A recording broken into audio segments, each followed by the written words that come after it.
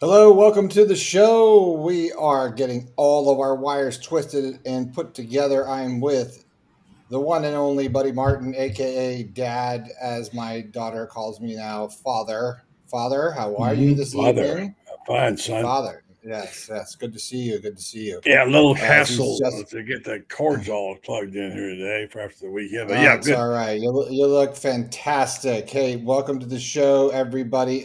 We've got a power pack show, so we're not going to mess around. Just want No, to make let's sure go right everybody to it. knows Yeah. to subscribe. There's a little YouTube button at the bottom right of your screen. Make sure you hit that, and you'll get notifications. And it helps us out because we can Yeah. continue to bring this great content for you for Yeah, free. Brenden, who would you rather talk to tonight rather than anybody about the quarterback situation in Florida than Shane Matthews? Let's go to it, brother. All right. We'll be right back after our open. Yes, it's time again for Buddy Martin. Call him up and tell him what you're thinking. But be kind because he's doing the best he can. Better, stronger, faster. Mama says that alligators are ornery because they got all them teeth but no toothbrush. Hey, what if the voice calls while you're gone? Take a message. Bye. You ready, champ? I'm ready for this my whole life. I'm incapable of small talk. But that's why you love me, right? Kind of intimidating to be in the presence of so many great athletes.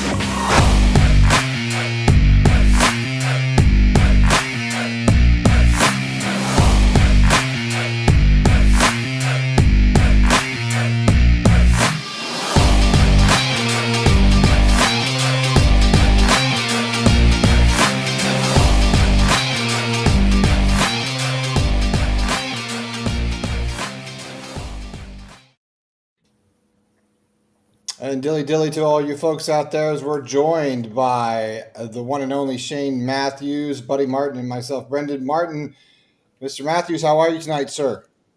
I'm doing well. How are y'all? I'm doing good. Great. You know why I'm doing great? This is my favorite holiday of the year. And ask me why, Shane? Why, buddy? Yeah, because it's a holiday where you don't have to buy any gifts, right? And you get your favorite things: food, family, football, faith. Unless you do Friday, no shopping. And I love Thanksgiving. It's my favorite one. How about you, Shane? Where's your rank on your holiday list? Oh God, I do like Thanksgiving. I don't really have a ranking, so to speak. I'd have to think about that. But yeah, it's a good time because it's you still got football going on. You got your family, a lot of food, no question about it. Mm-hmm. I don't worry about any of the shopping. I ain't got to deal with that. Thank goodness. Mm-hmm.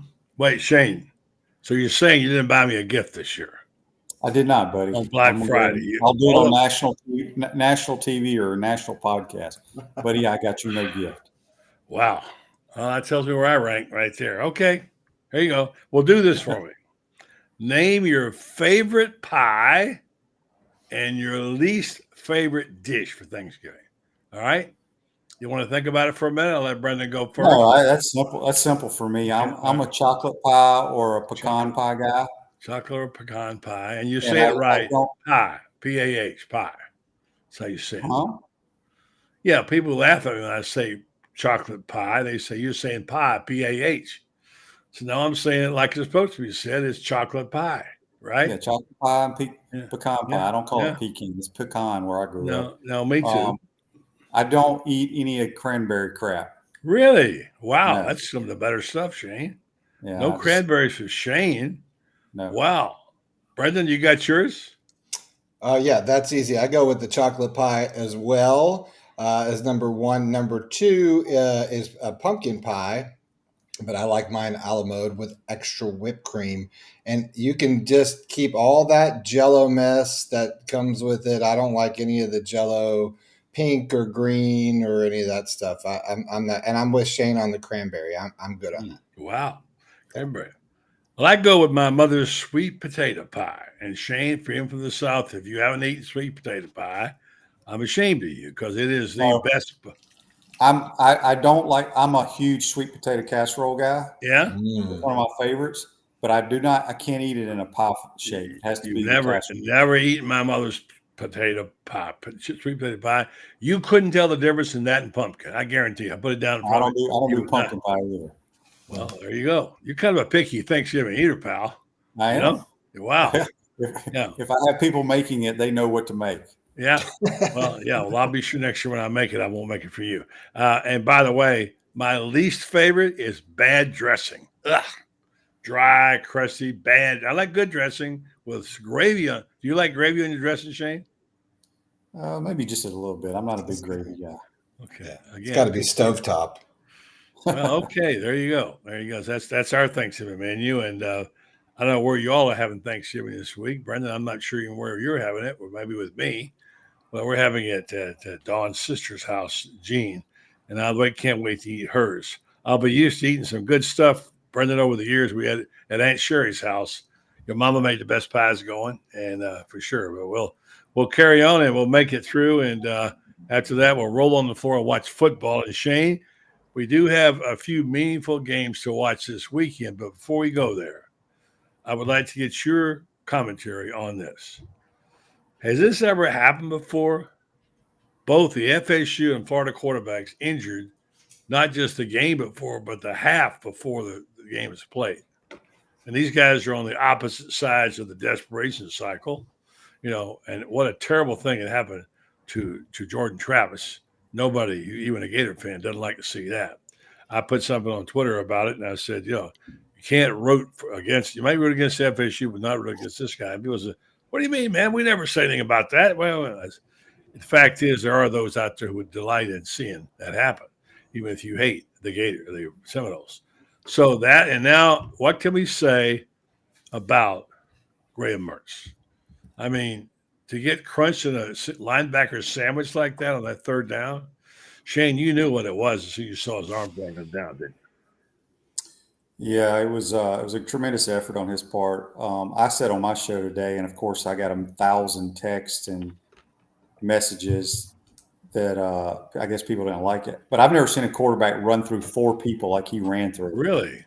It was Tebow ran over some people, but I don't know if I ever saw him run through 4 defenders like Graham did. It's a shame, but he's a tough guy. Had a great season, and you hate to see a guy get injured like that. But that's part of the game. Especially him, what he's given, and you defended him all the way. You said from the beginning he's going to be a good quarterback. Nobody seemed to believe you for the first 6 games of the year. Suddenly I began to see what these numbers are, his accuracy, what he was doing. I began to appreciate what he was doing, his leadership, his courage. And now finally they appreciate the guy, but he's gone. Hopefully he'll be back next year. I would think he'd come back. But my hat's off, by the way. Let me take it off. My hat's off to Graham Mertz. He really impressed me, and Gator fans should always appreciate what this young man did. And in the face of criticism all the time, nobody wanted to accept him for the first 6 games of the year. And look what he's become. And he's been an inspirational player, Shane. Yeah, he's what you want in your quarterback. Tremendous leadership skills, really good player. He's played his tail off. He's very tough. I mean, we need to be very fortunate and happy that we got him in the portal, because I'm not sure. We only have 5 wins. I'm not sure if we'd have many if we didn't have Graham Mertz. Yeah. We'll be joined by your good friend here, Chris Doering, in a few minutes to get his take on things. But here's my question to you. Now we're down to Max Jones and Tate Rodemaker. Who has the best deal? Tate Rodemaker. He's played quite a bit in blowout games last year, the previous year. So he's played a lot. Max just has a handful of snaps. They're different type of quarterbacks. I mean, I like Florida going to this game if everybody was 100% because it was at home. And I have not been very impressed with Florida State. If you really go watch all their games, they've struggled in these ACC games, especially on the road. So it'll be a great environment. And, they got a little tape on Max now. They'll be scheming up the zone read play. So we're going to have to get him outside the pocket, let him run a little bit. He's going to have to make some throws, but, we'll see. It should be a good one Saturday night. It changes the defense. Brenden called me the other night when this happened. When he turned the ball over, I said, that's it. They're done. We're finished. And he said, no, not yet. And I said, well, they could turn the ball over. They can't come back from this. And lo and behold, they put it in the end zone twice. To have a lead like that with the last 8 ticks of the game with a quarterback like Max Jones, what he did, that third down throw he made was terrific. The one for the first down that was do or die, and then him running the ball. Shane, I think Brendan's right. That adds a wrinkle to this offense that causes a little problem for the defenders. Yeah, it does. I mean, you got to remember too. I think Max played extremely well. You got to give Billy Napier a lot of credit having him ready to play. Ready. You see a lot of backups that come in and just don't play well at all, but he was outstanding. It did hurt Missouri's defense because you got to remember Missouri didn't prepare for Max Brown at all. They didn't prepare for any zone reads or anything like that. So it was a good change of pace. Unfortunate for the injury, why he was in the game, but I expect Max to do some good things Saturday night. For sure. Somebody's celebrating Thanksgiving tonight. Who is that? Is that your house, Shane? Or is that Brendan's? Oh, it's just my daughter, deciding, your granddaughter deciding that she probably wants a little bit of pie. Oh, okay. All right, fine. We have early pie in my house. All right. Someone cut me some. All right. So here's my take on this, Shane. I know being the ultimate homer that I am, but I was so impressed with the effort they gave in this game.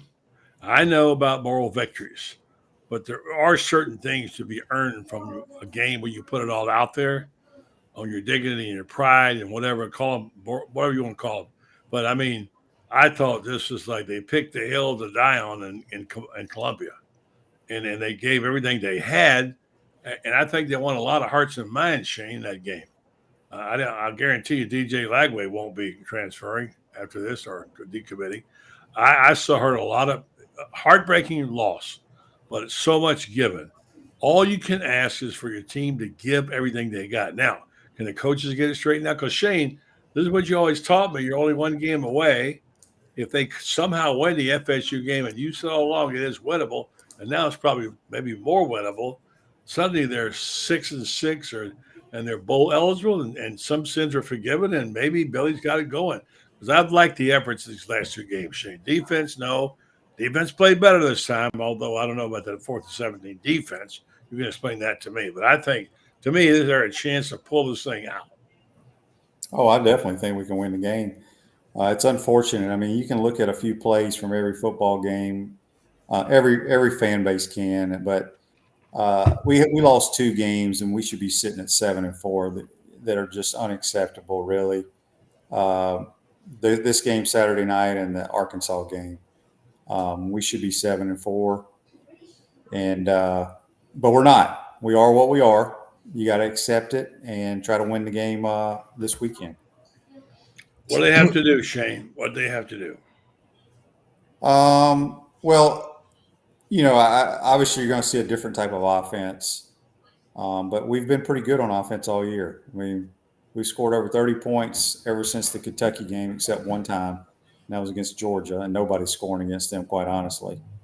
I mean, we're going to have to tackle. I mean, we got to play better defense. There's no – I don't care what anybody says.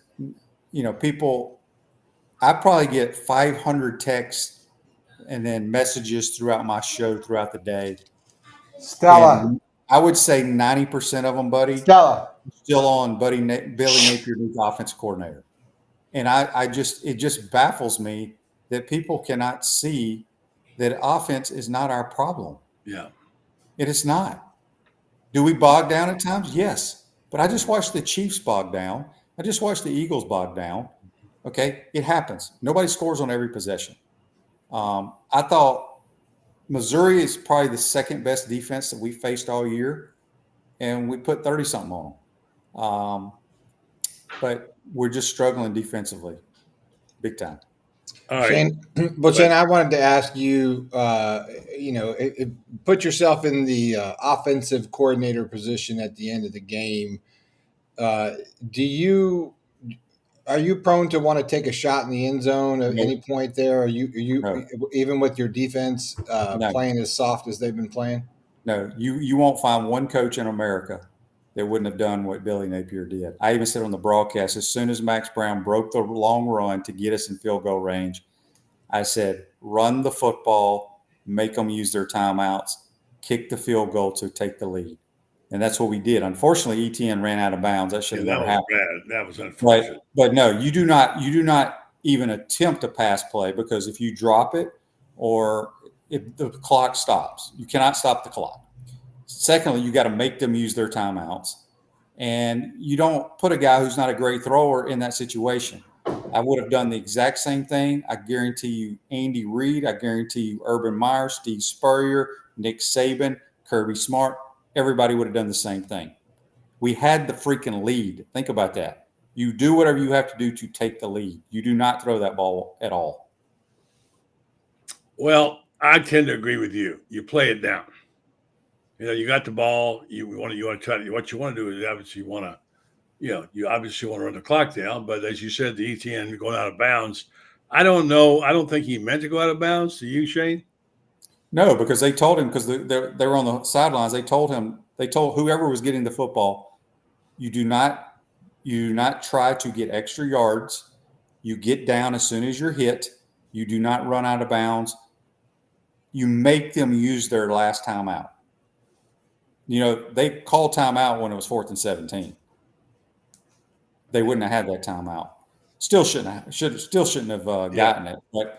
But there's not one coach in the world that would have thrown the football in that situation. No. Okay, let's do this. Dorinda, we have the Meldon Law Monday spot ready to run. If you got it, and or we'll just go ahead and get Chris Doering on with you now if you're ready for him.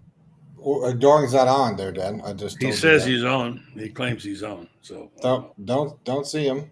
He's not on with us. He's not appeared in the orange and blue room yet. Okay. But if you would like to go to see, we'll just do this. We'll play Meldon Law. We'll be back right after this message, and we'll hopefully have Chris Doering with us. Right. Thanks.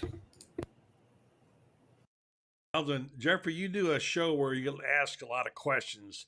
I've got one for you right now, okay, regarding how do you know whether your case is being handled right and what to do about it. In medicine, you can get a second opinion if you're not satisfied with the doctor's opinion that they have. And do you have that in law? Can you do that with lawyers? Yeah, buddy. As a matter of fact, we get quite a few calls from folks that have signed up, particularly with the big box law firms, that they do a hell of a good job of putting ads on TV. But after that, they don't really measure up to the way we try to create a client experience that's outstanding. And we're always willing to review a case and give a second opinion, just like with a doctor, because not all law firms are created equal. I guess that's the normal thing. Just go to Meldon Law, Google it, and find out, and just give them a call. And like you say, if you come in, you get to see a Meldon. You don't get shuffled off to somebody else. You get to see a Meldon, and that's good to know, because a lot of people don't know how to do that stuff, like me. And maybe you can coach us through. So Meldon Law, they won't back down. They will take your questions about your case if you have a question.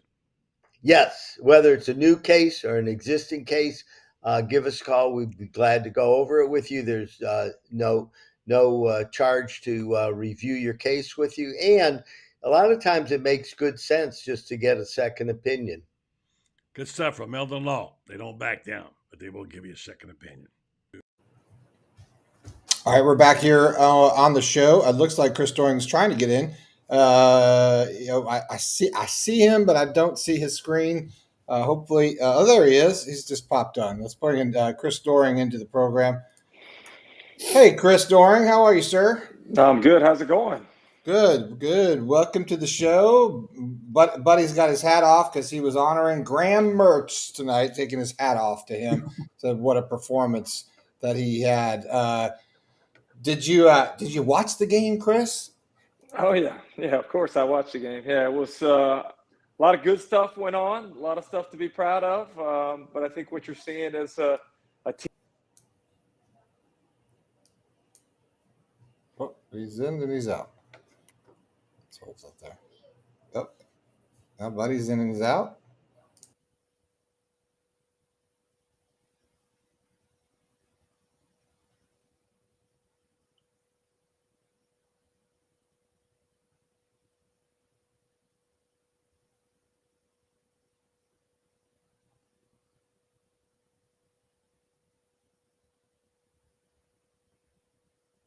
Are you there, Shane?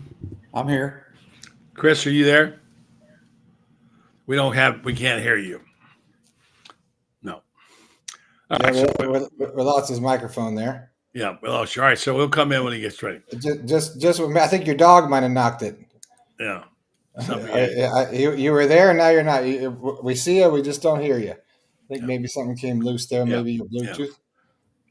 And hopefully get that. Shane, while we're waiting for Chris, let's get back to the thing about pride. I know you're doing the game, and you can't get too wrapped up emotionally, although you did a bit in this game. I'm walking away from that game. I'm thinking, okay, we lost 4 in a row. If I'm a former player, this has got to stop. I'm embarrassed. No, I'm thinking, man, I love me some Graham Mertz. I love the heart they played with. They didn't get the result they wanted. But like Lauren Meadows said, he was there, and the Columbia Missouri had an article, and basically people were saying the better team didn't win. Chris, can you hear me?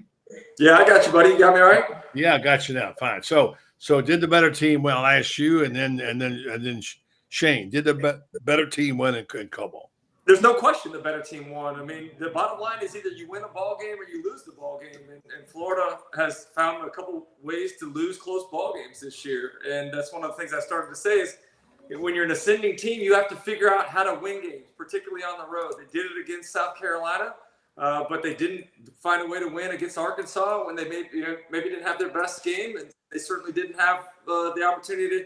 They didn't close it out the other day. I mean, Trevor Etienne's got to stay in bounds on 3rd and 12. You have to know that as a ball carrier in a late situation that you got to stay down and force the opposition to use a timeout or run 30 more seconds off the clock. You got to find a way to get off the field in 4th and 17.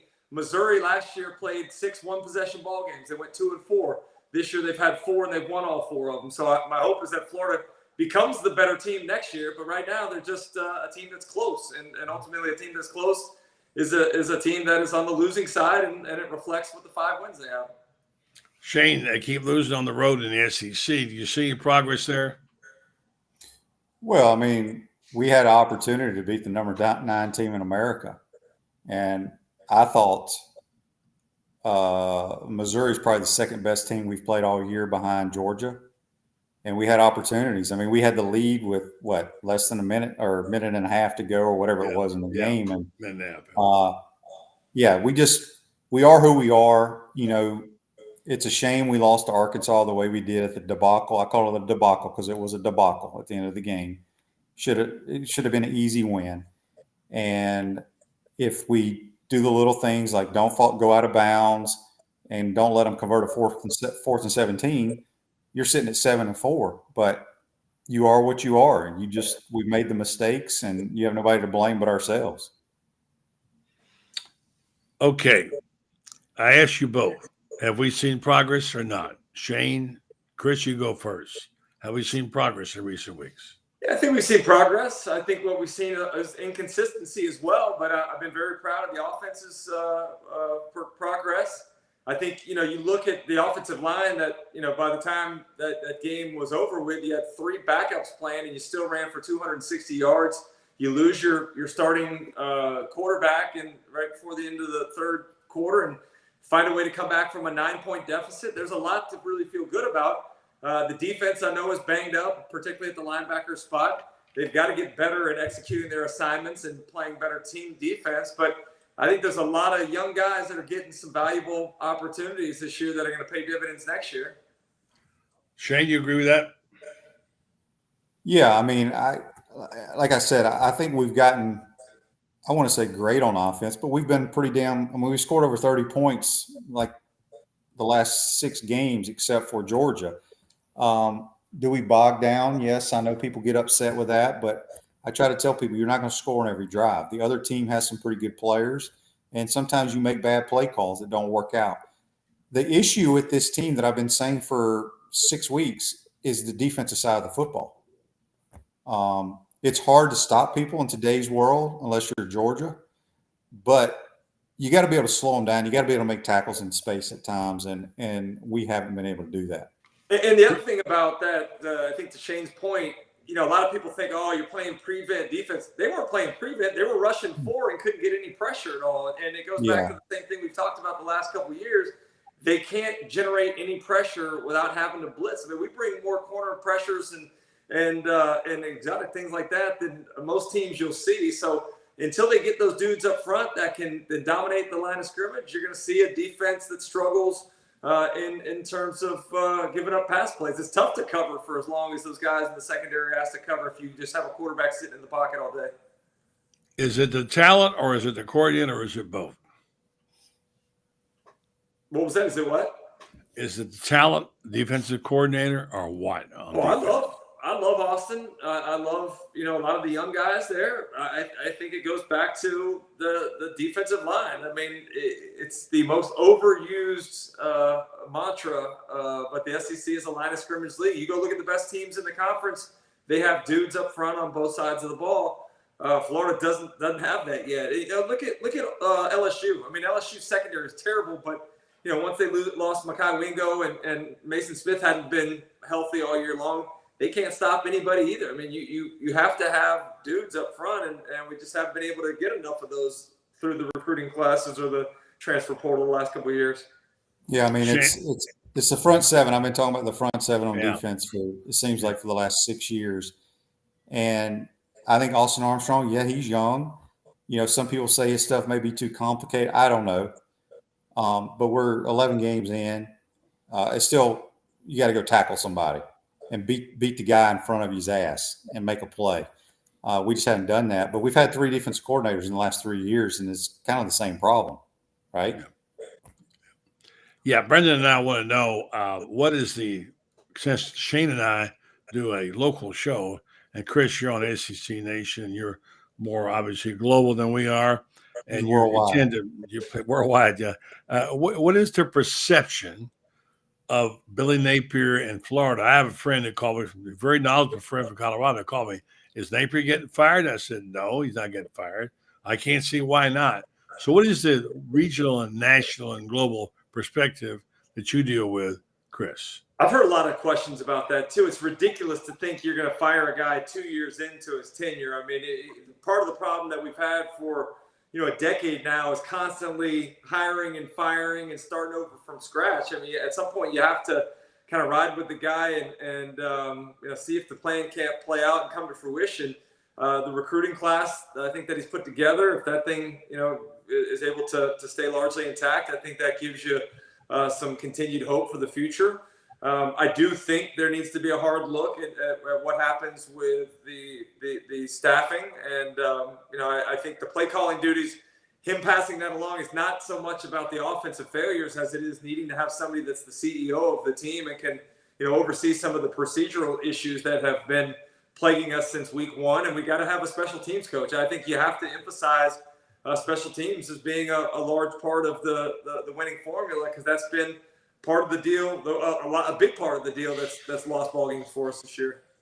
Brenden and I do a show with Urban every Friday, and we asked him last week how important is special teams. He said the special teams coach is the head coach, and Urban was the special teams coach.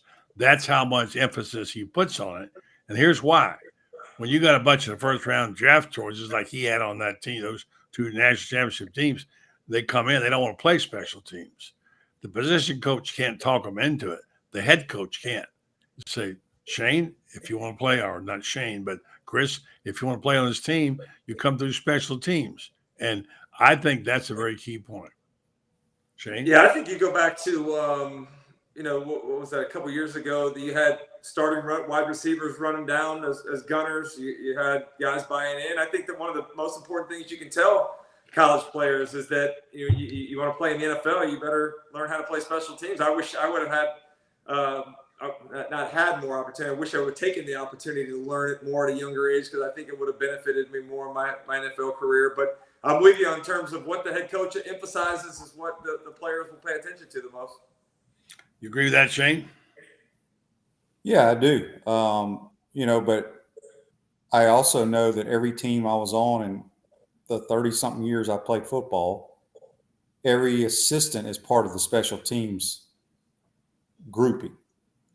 I would think Chris would agree with that, unless he played on a team where the assistants had nothing to do with special teams. So I go back to what Chris, I think there are going to be changes. on the staff. I think a lot of changes. That's just my gut feeling. And, we'll see. But we have got to get bigger and stronger on the O-line, D-line, and the linebacker position. Shane, a couple of weeks ago, we asked about this in terms of who should be fired and who shouldn't be fired. The consensus seems to be that Billy's a good play caller. I think you'll agree with that. That he needs help on defense somewhere, perhaps another good assistant with a few gray hairs, and that the special team coach is a must. What part of that do you disagree with it, Shane, and then Chris? I don't know enough about the staff, who's a good coach, who's good recruiters. There's a lot of staffs in America that have really good recruiters, and they can't coach a lick, but they keep them for the recruiting purpose. I don't know.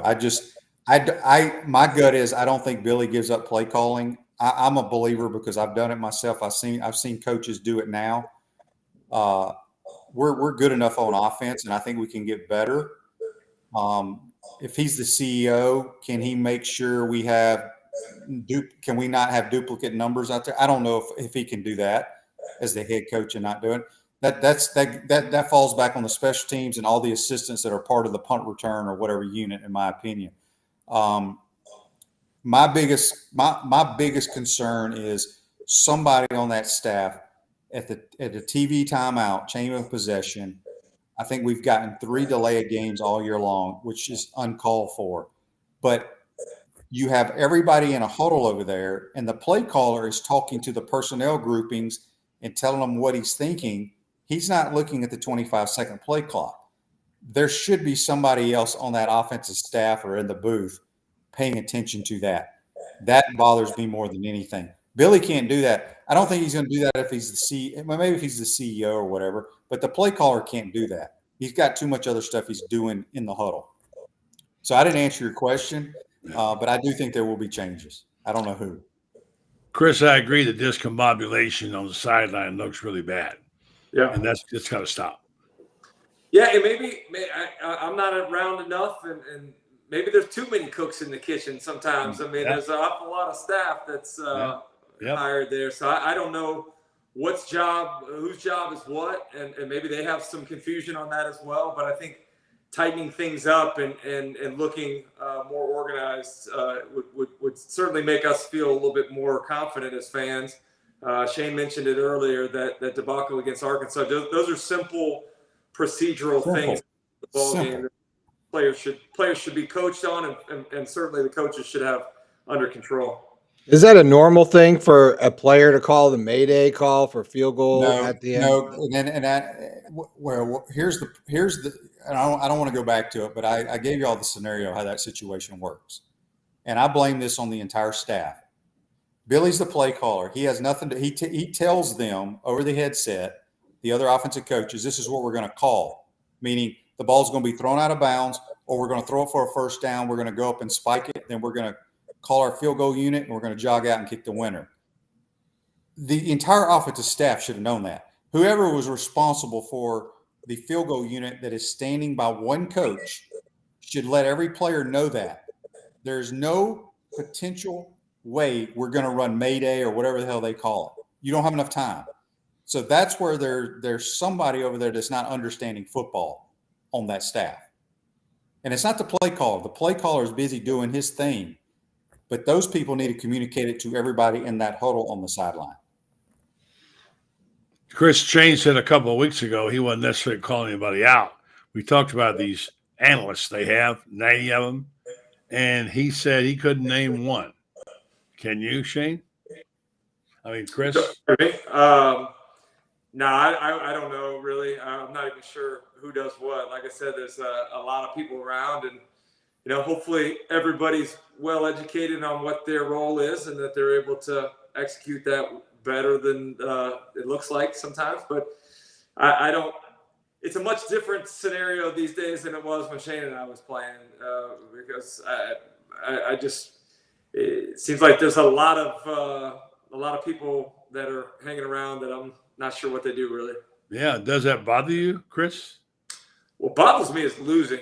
So if there's a lot of people around and we're winning, I'm happy with that. If there's a lot of people around organized, that's the problem. Good point. All right, last one. You guys, I heard Saban talking about that today. He says, "I got a lot of coaches right now going for it on 4th down," and he broke it down from there in one of these videos I saw on YouTube, saying, "Well, you don't calculate, field position. You don't calculate the fact that it's a turnover." And he says, kind of ripped the fact that he got all these analysts up in the booth, kind of referring to it as almost like a money ball. I just wanted to ask really fast you guys' opinion about Max Brown. I mean, obviously, there's been no looks on him. There's no tape on him. They weren't expecting that sort of an athlete. I'm not saying he's coming in being a second coming, but it was exciting to watch him run the read option, have that dual threat, sort of quick decision making process. He's no Graham Mertz by any means, but what do you think his chances are? And I'll start with Chris. Well, Shane already commented on him earlier, so let's go with Chris. Well, yeah, it says Chris. What do you think his chances are against FSU? And what do you think about his play coming in on Saturday?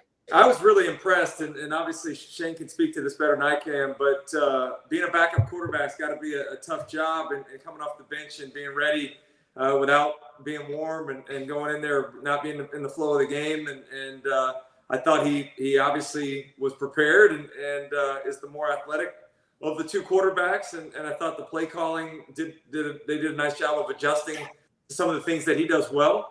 I think it's a bit of an advantage.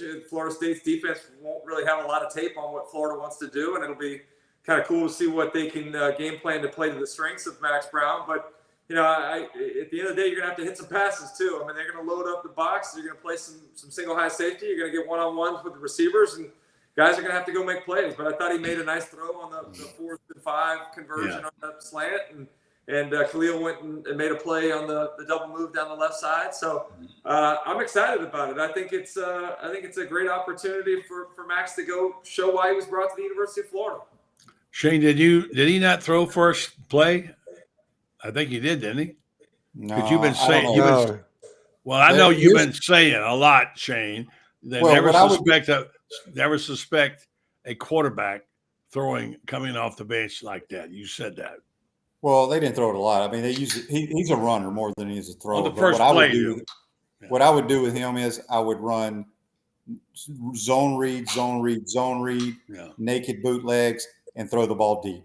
I wouldn't ask him to throw any intermediate stuff because there's just too much traffic and it's all timing.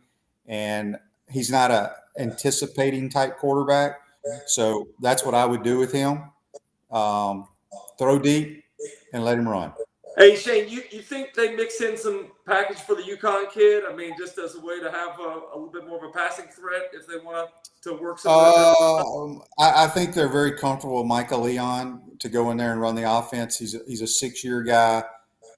He's a pure thrower. He was trained by Cresser in high school. He's a really good thrower and very accurate. So I don't know if they'll insert him, but maybe if we get behind for some reason and we need a passing attack, I could see that. But I think we can run the football on Florida State. Good stuff. Not keeping you guys too long. I got to bring in one guy for this final question. I want you guys to tell me who's going to get fired. And this guy, what happened? What did we lose? Looks like we lost Chris real fast. We'll bring in Franz. Okay. Chris dropped off, but go ahead. Well, let's bring Chris back if we can. Okay. Chris, come back. All right. I didn't take him off.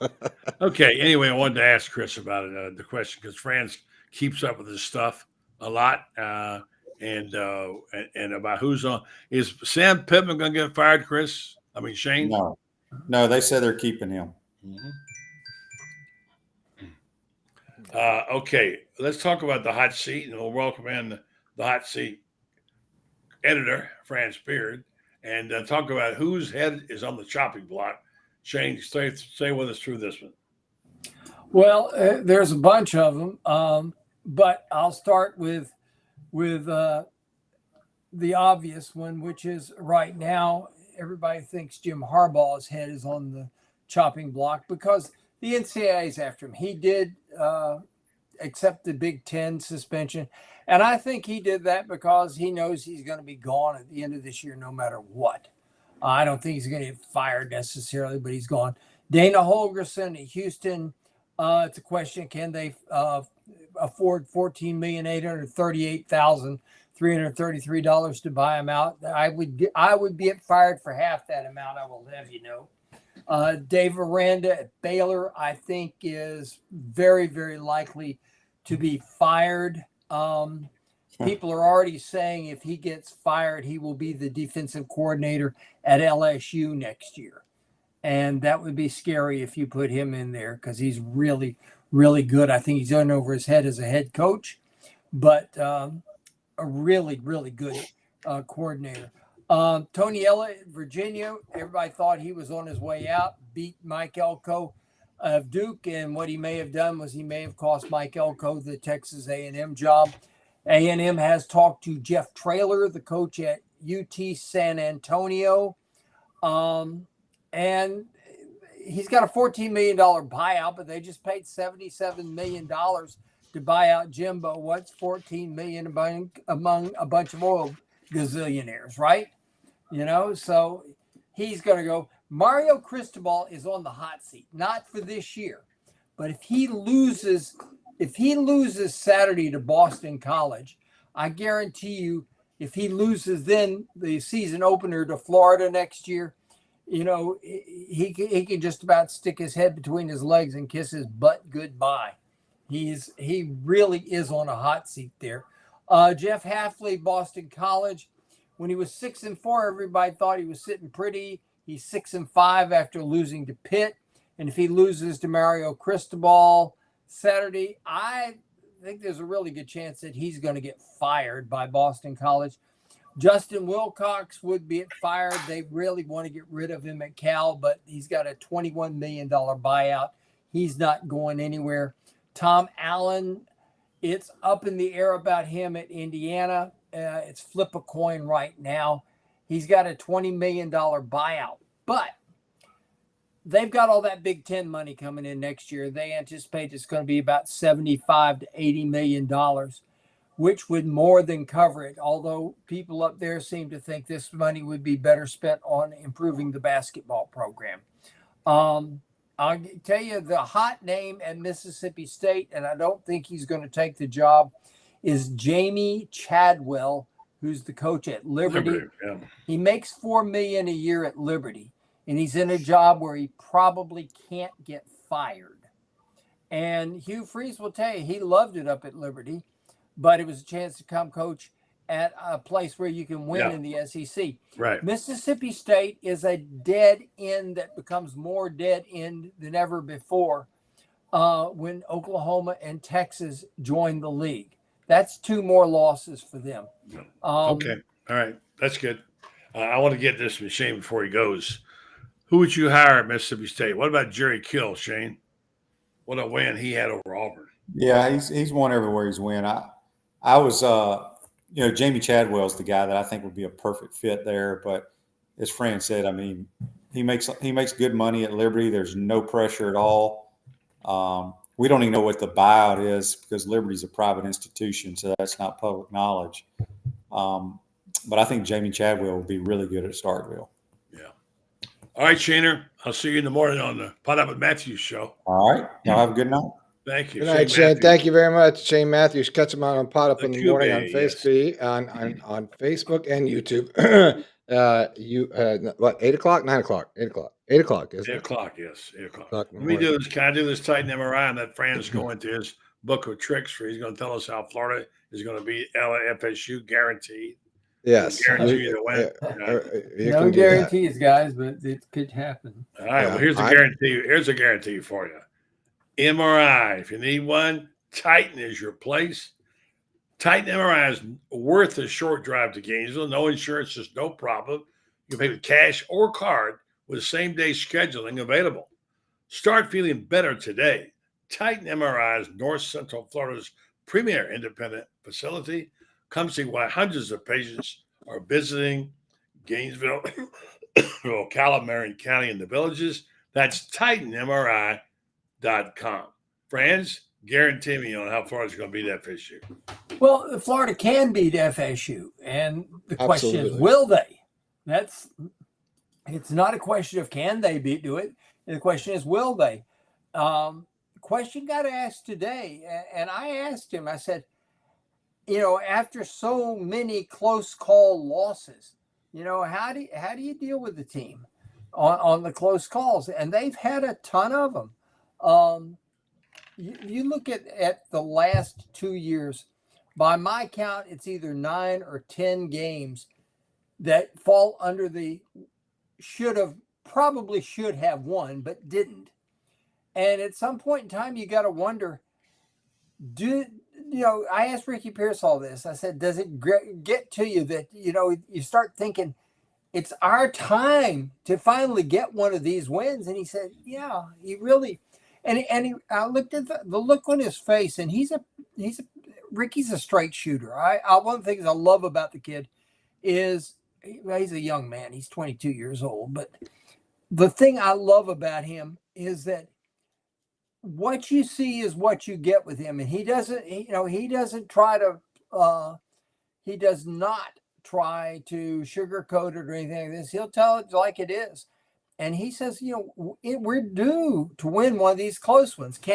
Now the question is, can the Gators keep it close? And with that defense, you wonder. But then again, that defense is the kind that Jordan Travis would have run forever on, like he did last year. And guys, have you noticed the similarities between the defense on 3rd and forever and fourth and an overnight hike this year and last year? I mean, my gosh, these guys have to rent a motel, for an overnight stay just to get to the sticks, and they're converting. And it's like, what Yogi say, deja vu all over again. And, but that's with Jordan Travis, who can run. Tate Rodemaker is not a runner. He's a pocket passer, son of a coach. As Billy said today, Billy's dad and Tate Rodemaker's dad, both coaches, both good friends. Kids from Valdosta, got to point that out. And he's a kid that grew up expecting to win ball games. When there's some tape on him, he played in the Louisville game, didn't he? He's played. There's some tape on him. There is some tape on him. It's not all. It's not like Max Brown, where you've got maybe 15, 20 snaps all year to make a game plan out of. But Rodemaker is 20 for 31 this year for 376 yards and 5 touchdowns. Now, most of that has been done in mop-up duty, like against Southern Miss, like against Syracuse, people like that. North Alabama is just 2 years removed from being a Division II school. So it's very limited there. A year ago, he had 18 for 31. He had extensive play in a win over Louisville when Jordan Travis got hurt. So he's had some games where he's played. He's 17 for 29 as a true freshman there. So he's been around 4 years. But the question is this: he can't do the same things that Jordan Travis could do. It's easier for Florida to game plan for this guy than it is for Florida State to game plan for Max Brown, simply because this guy does not have the wheels that Jordan Travis does. Jordan Travis does things like Jaden Daniels does that you can't game plan for. You can't game plan for a guy that gets to be Houdini. I don't know if you guys remember the game last year against Florida when he ends up scoring on about a 30-yard run, and Florida had him trapped, I think, about 3 times. He's scary in that way. Rodemaker doesn't give them the same thing. So the question is this: is this a guy that is going to beat Florida with his arm? Well, they got great receivers. Can Florida defend the receivers? Of course. But you don't have to worry about the running, about him breaking out and beating you with his legs. So becomes a question: can Florida get pressure on him? I don't know. Do you? Buddy? No. Do you know? Well, that's the problem. I don't think it matters if he's a pocket passer or he's a dual threat guy or whatever. I think that's the problem, is that there's no defensive line. I mean that's what Shane and Chris were talking about. There's just, that has been the problem all year long on both sides of the ball. Wouldn't you agree? I mean, that is where we got to get bigger, faster, stronger, better. And got to get some transfer portal. Got to do something in the offseason to cure that, because we're never going to win these big games. Certainly not with the offensive setup that we have right now, and we're especially on the offensive side. I mean, sure, we get to throw up a bunch of great points, and Graham's played great, but here we are right now. Without Graham, we're probably not going to has had it maybe as good a season as that we've had, because he's put a lot of these games on his back and gone through a la getting crunched by two linebackers and getting hurt. I think we talked about that all year, is that's what you worry about. How many shots did he take this year? And he's been unbelievably a la John Elway-esque durability.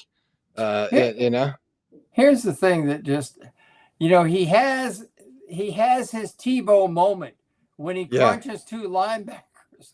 Then he realizes he's not ripped like Tebow. Tebow gets up and stares down the guy that's on the ground who's writhing in pain, and after one handoff, all of a sudden Graham Mertz says, "Uh-oh."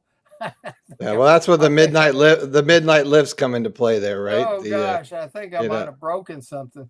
But Florida. I'm gonna tell you something. I loved that kid at that moment. Yeah, I did. I loved him. Sure. I'm thinking, man, he's one of my all-timers now. He put it on the line. Listen, how about the first three quarters when he's getting hit late the entire game? The entire whole game season. And they never, this game, they probably hit him 6-7 times. Hit him late. Never called it. There were some really questionable calls in that ball game.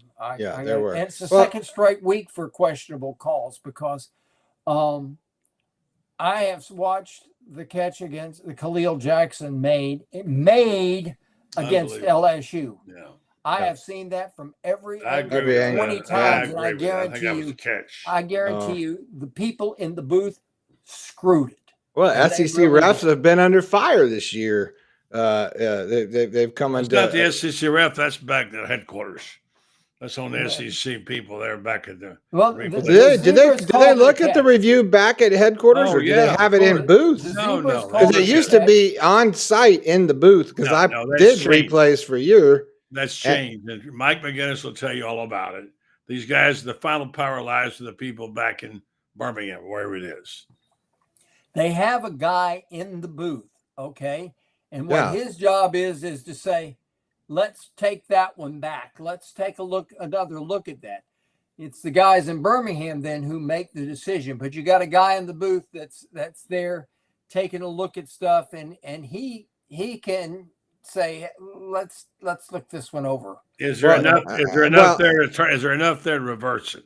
Because look, I did slow motion replay and TV trucks for about 10 years of my life, and we in the CU games, Big 12 games back in the day, they would get on headset and talk to us and say rack it back, play it down, and then what we do is we'd feed all of our looks to them, and then they record the looks in the booth, and then they would take it, and then they obviously that way we would nobody had any special interest, but obviously now with the influx of fiber and all that stuff, they can shoot it down the line and make the ultimate decision. Well, here's one for you, Franz. In the basketball game, there was a call reversed because of the TV replay. You see that? Yeah. And then there was a real argument, and the coach was upset about the fact they're allowed to do that. Yeah. Use video to do that, and that was a controversial point. That was against Virginia. Virginia. No, it wasn't Virginia, was it? Was it Virginia? Yeah, it was. It was. Yeah. It was in the Virginia game. And Tony Bennett just got absolutely stoked at the announcer. Against the announcer, and the announcer kept saying, "I'll take that all day long. Right is right, and we got to get it right." They did. It's just it's interesting though to know that, like, off site right there is the TV truck where they get their feeds from those cameras. It's not like the rest got their own ref cams, right? They pull those in, and the producers are funny for the home and away show are selling these looks all day long and feeding them down the line. It gets sort of interesting on replay. I know they've cleaned it up quite a bit, but even in basketball, because I did NBA forever. It's funny how, obviously your home producer and your away producers got a vested interest on what looks go down the line. But I think they've obviously cleaned it up, but it's sort of a sketchy deal. I wanted to get to a couple of these guys. One thing real fast, if you don't mind. We can't go off there without the comment about the FSU win. The first half of basketball blew the Seminoles off the court. But go ahead, cool. Brenden. Come back to Shane to Franz. Let's talk about that FSU win. Go ahead. The best half of basketball I've seen played by a Florida team in 3 or 4 years. I mean, that was. And the amazing thing is, they did it in spite of Terry Oglesby, who's got to be ranks with my bottom 5 officials in college basketball. I think Doug Shaw spent the night trying to say, lighten up. I mean, the guys call it's touch fouls in the first half. Second half, it's no autopsy, no body bag, no foul.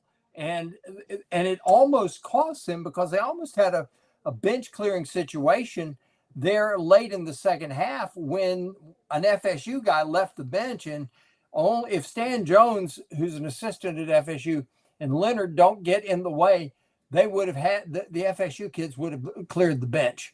And Terry Oglesby is the worst official you could think of. I love Doug Shows. I think Doug Shows is a class act and a class zebra. But back to Florida, the kids are what in the inside salvaged that game, because they had Hanlogton gets 3 easy fouls, all of them touch fouls, none of them legitimate calls, I don't think. Tyrese Samuel has 2. Alex Condon and Tommy Hawk had to play extended minutes, and they were outstanding. Hawk had 10 rebounds in that game. He had a couple block shots. Alex Condon got called for a technical foul. This guy had been woofing at him all day, and Kondo just goes up there and rejects him. And it's a 7-1 guy, and Kondo just rejects him, and all of a sudden looks at him and says, yeah, bring it to me again, and I'll do it again. And Terry Oglesby, who else, lit him up for a technical foul. But the kids, this is one of the things that today Todd Golden was talking about. The kids showed up, and they turned out to be better than they thought they were. And now they got 4 kids who can all play defense, can all protect the rim. Last year, as you saw, when we only had Colin Castleton, if he got in foul trouble or when he got hurt, there was nobody to protect the rim, nobody to protect the inside game. And Florida's got guys that can do it. I asked Leonard after the game, I said, did you feel like you were being out Florida Stated by Florida? He said, we're the team that usually comes in here and gets physical and intimidates. And he says, they did that to us. And when is the last time we heard Florida physically intimidating other people? You have to go back to I guess the 04s when we had those guys, or at least Patrick Young. Patrick Young was was kind of scary. We're talking physically dominating the Seminoles. Yeah, they did. And the great thing about it is we saw when Zion Pullen gets in the game. Oh, man. This guy is an elite on-the-ball defender. You called that one, Franz. You called that one. You said when he comes back in the game, he makes a huge difference. He is an elite on-the-ball defender, okay? And when he is in the game, he changes the entire defensive dynamic because he can take their point guard out of the game completely. And he did that against FSU. And the other thing that happens when he's in the game, Walter Clayton slides over, and all of a sudden you start seeing why he shot 43% from the 3-point line last year. He's a real scorer there. And we know what Will Richard can do. We know what Riley Kugel can do. Now all of a sudden you start looking. This team's got some tools that they have ability that we haven't seen at Florida in quite some time. And by the way, Kugel didn't have a very good game. So if he ever starts clicking with that bunch, look out. But you know what? He had a great defensive game. He did not have a good offensive game. You're right, buddy. But defensively, he was outstanding in that game. He took Darren Green totally out of the game. He's a complete player. I'll say that. And good.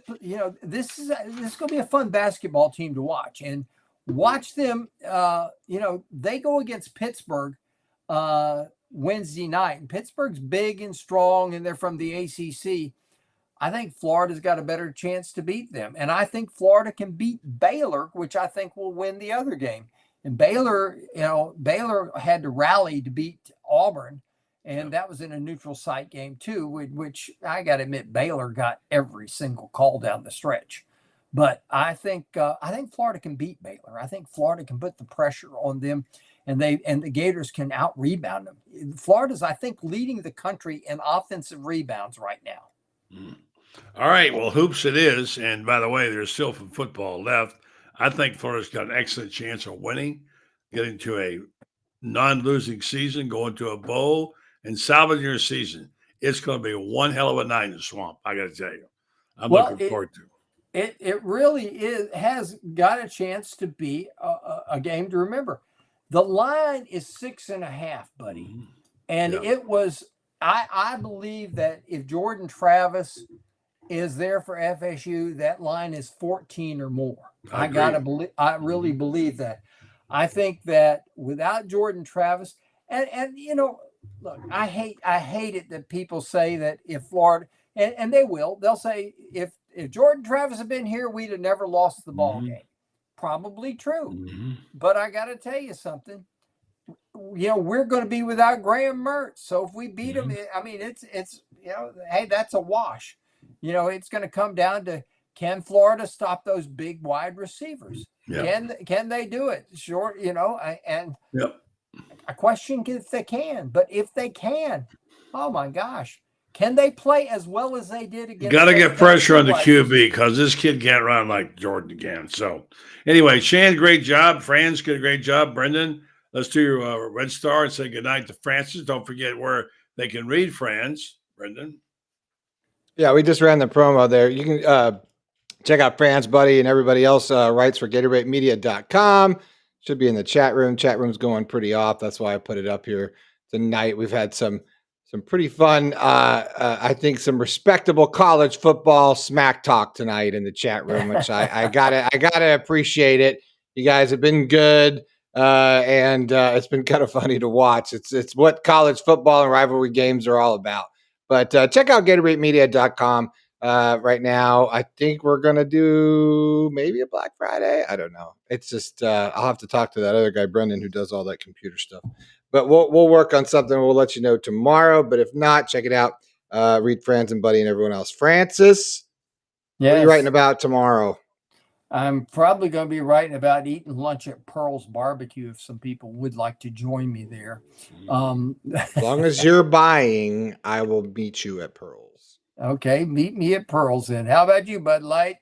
I got a couple of commitments tomorrow I got to take care of. He's always busy now. Well, I got appointments. I got 4 appointments. I got He's busy. He's got appointments. Well, how about 1 o'clock at Pearl's? 1 o'clock at Pearl's. Anybody else want to come down to Pearl's? If you don't know, then you don't know. Bring me some barbecue back, Brendan.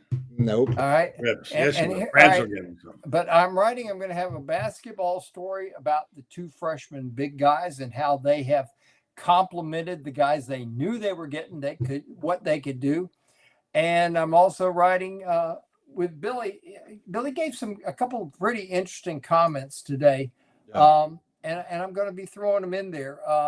One of which was about, he's talking about the team. He said, we are who we are. He says, we can beat anybody if that makes sense. And he says, we can lose to anybody if that also makes sense. And that's where the program is right now. And some people say, guys, that this is the next step toward greatness, is you got to get to that point where all of a sudden you got all these, you're playing everybody tight, and then all of a sudden you break out and you start winning these games. We can only hope. Well, Franz, you and I will have pearls tomorrow. Oh, I was going to say, by the way, we have an excerpt of that. We only get 3 minutes to play. It is on our YouTube page. If you go back from earlier today, we put a couple of sound bites on there. If you want to listen to it, check it out. Make sure you subscribe. Franz, we will say goodnight to you. Go enjoy. Looks like you're watching football back there. Yeah, Kate, the Chiefs. Hey, but Kate, they've had Eli and Peyton had Caitlin Clark on with them. I saw that for the first half of the game, and she, gotta admit, she's a natural. Oh my gosh, she really is. What a dynamic personality, and what an amazing talent on the basketball court. But what a personality to go with it. She is the future of the WNBA, and you know, whatever the WNBA pays, they need to triple it and pay her. All right, Francis. Thank you, buddy. See you tomorrow, Franz. Pearls. Everyone come to Pearls. Franz is buying. Good night, Franz. Pearls and Micanopy. Let me tell you about Renstar and get out of here and go get some things done, including posting Dan Mond's story.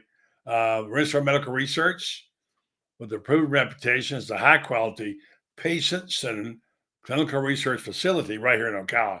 Bring cutting-edge clinical research trials to Ocala in areas such as Alzheimer's, dementia, psoriasis, osteoarthritis, migraines, fibromyalgia, and many of the things that affect us right here in this community.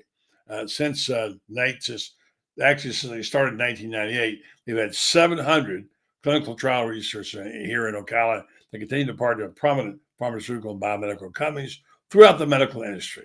So go check them out. Go to their online to renstar.net. You can, in some cases, qualify for these clinical trials and may get compensated for time and travel. Renstar Medical Research, seeking tomorrow's answers to the health questions of today. Good show. Thanks to Chris. Thanks to Shane. Good show, buddy. Yes. Thanks to everybody. We will say goodnight to you, buddy, and I will take it home from here. Buddy Martin, everybody. Class. It's Buddy Martin. Yes. Okay, buddy. Good night. Love you. Talk to you tomorrow. Go do your stuff. That's Buddy Martin. I'm Brenden Martin. We will be on tomorrow. Thanks for everybody who's coming into the chat tonight. Like I said, it was a very, very lively chat. Van Door, your size 8 hat. You want a Gatorade hat? Because that's what I got for sale in the store. I'm not sure if you want that hat. Just saying. Didn't seem to be too keen on that. I don't have any Buddy Martin Show swag yet. Maybe I'll make some tonight. Put it up there. The Buddy Martin Show visor or whatever it may be. Special thanks to our guests and all of our people. Good lively chat. Insane mob. It sucks to be a Gator. FSU wipe Gainesville High School down. Then we go take Minty and LJ off y'all's hands. Okay, well, I at least proud that the more that you post in my chat room is the more money that you make me. So thank you. Keep it up, Insane Mob.